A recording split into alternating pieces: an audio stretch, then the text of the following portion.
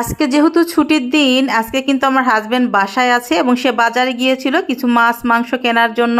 আসার পথে সিঙ্গারা নিয়ে এসেছে। যাই হোক, সিঙ্গারাগুলো খেয়ে কাজে নেমে পড়লাম এবং আপনাদের সাথেও আমি শেয়ার করছি যে সে কি মাছ নিয়ে এসেছে বাজার থেকে।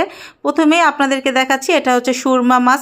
এখানে চারটা সুরমা মাছ ছিল। আর সুরমা মাছ তো সামুদ্রিক মাছ, আমরা সবাই জানি। আর এই সুরমা মাছ খেতে কিন্তু আমার অনেক বেশি ভালো লাগে। কিছুদিন আগেও বাসায় নিয়ে আসা হয়েছিল এবং আমার অনেক বেশি ভালো লেগেছিল বলে তাকে আমি আবারও নিয়ে আসতে বলেছিলাম।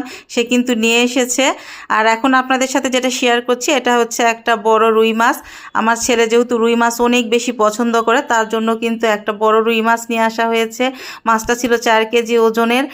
আর বড় মাছে যেহেতু কাটা কম থাকে, তার খেতে সুবিধা হয়। আর এইগুলো হচ্ছে তেলাপিয়া মাছ।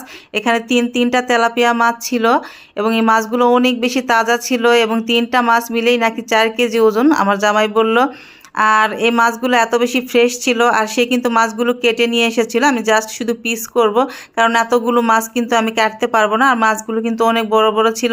বড় মাছ আমি কাটতে পারি না, আগেই বলে রাখছি আপনাদেরকে। আর এই তো আমাদের মতো মধ্যবিত্ত লোকদের জাতীয় মাছ পাঙ্গাস।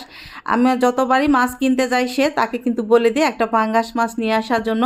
আমার কিন্তু পাঙ্গাস মাছ অনেক বেশি পছন্দের, এটা বলতে আমার কোনো লজ্জা নেই, কারণ পাঙ্গাস মাছটা আমার অনেক অনেক বেশি ভালো লাগে। আর এখানে দেখতেই পাচ্ছেন চিংড়ি মাছ, এগুলো কিন্তু সামুদ্রিক লাল চিংড়ি যেটাকে বলে। এই লাল চিংড়ি মাছ কিন্তু ভাজিতে বা সবজিতে দিলে অনেক বেশি মজা লাগে। আর চিংড়ি মাছ তো এমনিতে আমি মনে হয় সবারই অনেক বেশি পছন্দের। শুধু মাছই কিনে নিই, সে কিন্তু একটা সোনালী মুরগিও নিয়ে এসেছে, কারণ আজকে যেহেতু শুক্রবার এটাই রান্না হবে। সবাই ভালো থাকবেন।